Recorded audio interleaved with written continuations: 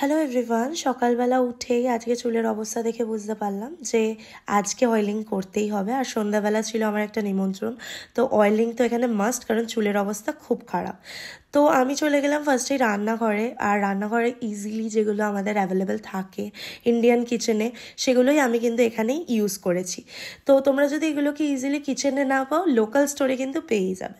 তো ফার্স্টেই আমি নিয়ে নিয়েছি লবঙ্গ, কালো জিরে, তার সাথে মেথি আর তার সাথে ফ্লেক্সিডসটা হতে পারে তোমরা অনেকে না পেতে পারো লোকাল স্টোরে। এটা কিন্তু ব্লিঙ্কিটে আমি অর্ডার করেছিলাম, আমি কিন্তু ইজিলি পেয়ে গেছি।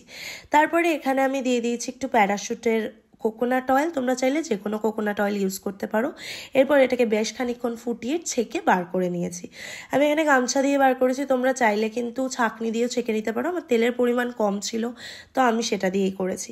আর বাকি ইনগ্রিডিয়েন্টসগুলো রেখে দিয়েছি নেক্সট টাইম আবার তেল বানানোর জন্য।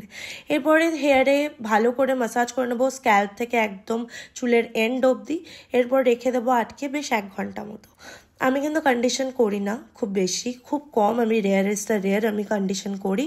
তো আমি ডাভের শ্যাম্পুটা ইউজ করেছি, আর এখানে লরিয়ালের লিস আলটিমেটের যে সিরামটা আছে সেটাকে ইউজ করেছি। তো সন্ধ্যাবেলা হেয়ারটা ড্রাই হয়ে যাওয়ার পর তোমরা এখানে দেখতে পাচ্ছ হেয়ারটা কতটা হেলদি লাগছে। জানিও রেসিপিটা তোমাদের কেমন লাগলো। ভালো লাগলে কিন্তু অবশ্যই চ্যানেলটাকে লাইক, শেয়ার অ্যান্ড সাবস্ক্রাইব করতে ভুলো না। টাটা।